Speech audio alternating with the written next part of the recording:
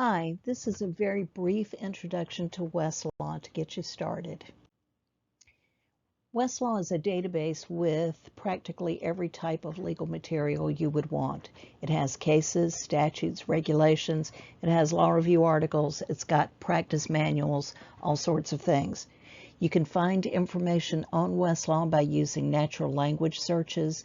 You can type in a couple of keywords to find out what there might be.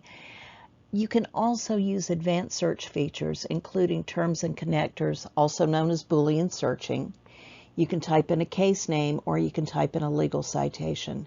There's also a feature called Key Cite that lets you update the cases that you find and other materials that you find and know if they're still good. To get started on Westlaw, use the username and password that you set up at the beginning of your 1L year. Go to the library's A to Z databases page, and on that page look for quick links, which is over in a right-hand box. Click on that on Westlaw and then have at it. When you first get to Westlaw, you'll have a screen that gives you something I like to call the everything bar. And the everything bar says, okay, just type in something here and we'll find what you're looking for. The problem with using the everything bar is that it truly does find everything. So if you're looking for cases on a particular topic and you just type it in here, you'll get cases, but you'll also get statutes, you'll get legal encyclopedia entries, you'll get practice guides, you'll get trial materials. You get way too much stuff, and sometimes it can be extremely frustrating. A better way is to come down below that where you have content types listed, as well as federal materials, state materials, and just much more specific areas of law. By doing that, you'll be able to do a more restrictive search as far as the type of materials that you find, but also what you'll see is the everything bar changes according to how specific you get. So for example, if you go into cases and then see the search bar at the top, you'll see where it's only searching cases.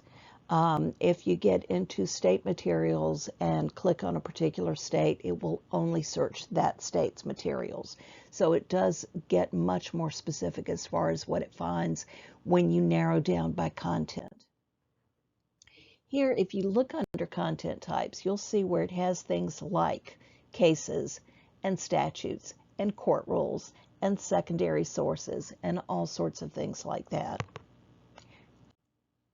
And when I clicked on cases here, you'll see it changed the jurisdiction, the area that it's searching, not just to search cases up in that search bar, but also all state and all federal cases. Now, if you want to, you can change that as well. Simply click on that and it will let you set which states you want to search or what federal courts you want to search. One other thing to keep in mind is that the search bar will also give you something called advanced search.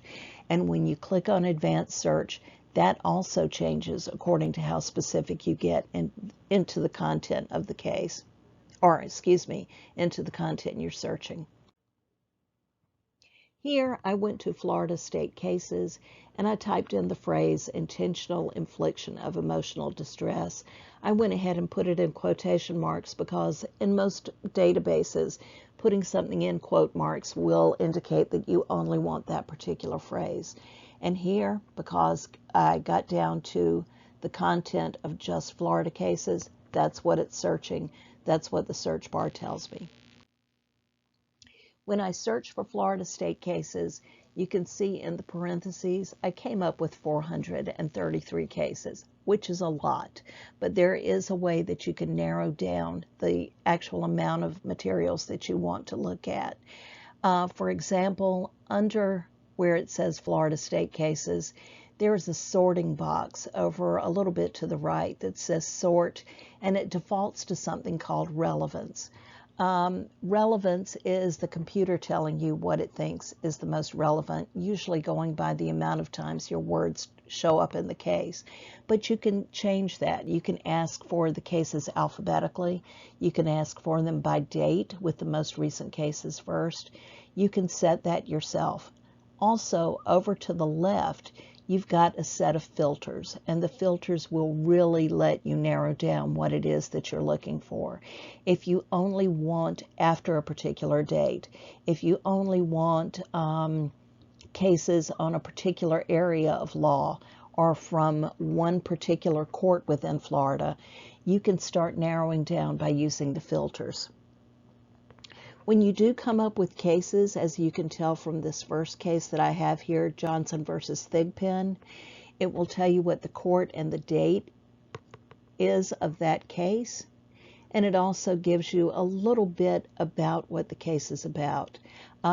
This is from the head note of the case, one of the head notes, and we'll be talking more about head notes and finding cases in another video. This has been a really, really quick introduction to Westlaw.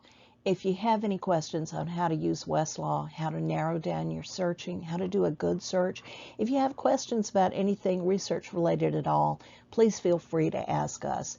You can contact the reference librarians by email at lawrefgp@law.stetson.edu. You can give us a call at 562-7821. You can stop by the reference desk, or you can stop by our offices. We're always glad to help. We live for law. Thank you.